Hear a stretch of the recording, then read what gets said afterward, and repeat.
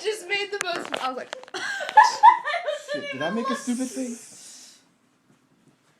Okay. For the last decade, over 100,000 deer have been taken from hunters in the state of Kentucky. My family's been doing this for many generations.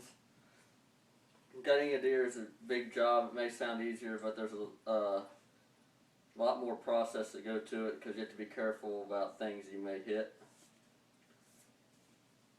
The equipment, you got to have your tow rope and your knives and your rubber gloves, and I prefer using shoulder high gloves also, that way you don't get blood and stuff all the way up on your arms. The clothing attire, you gotta have mostly all camo so you blend in.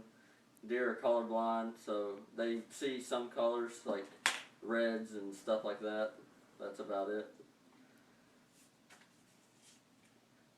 To go hunting, you need like a tree stand or a box or some kind of ground blind so that you're not seen.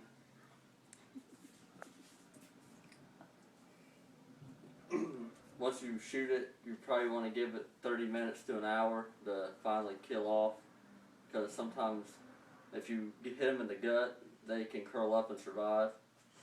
So if you don't, you have to wait.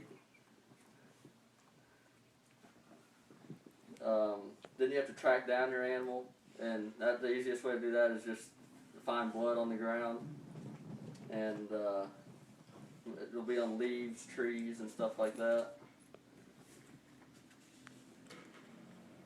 Once you find it, if it's still close to your tree stand or any other of your stands, you want to move it that way. Other deer don't see it.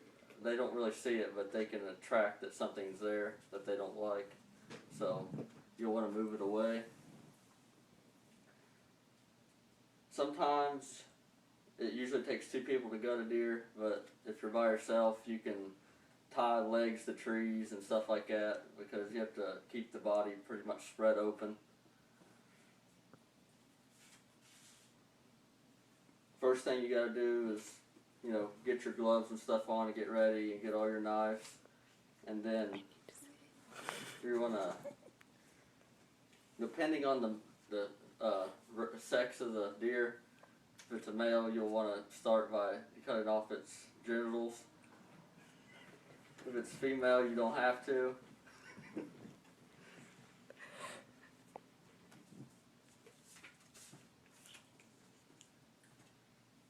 After you have cut into that a little bit, you're going to cut down towards the pelvic bone, and then you want to try to get down all the way through the bone, and then you want to cut around the butthole, and then on the inside pull it out.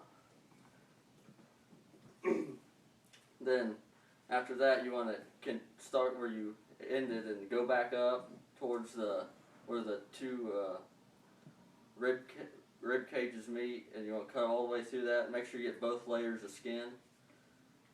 And then after that, after you get through the bone, you want to reach in and grab the esophagus and cut it in half.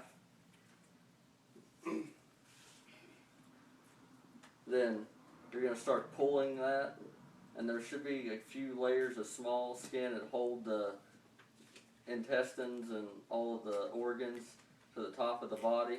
So you want to cut those, and after that you just pull it all the way out.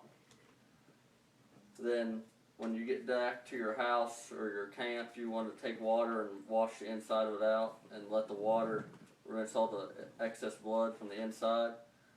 And then you just hang it up and let it, if it's cold enough, you want to leave it hang overnight for the meat to cure. If it's warm or an early season, you want to take it to the meat processor as soon as possible.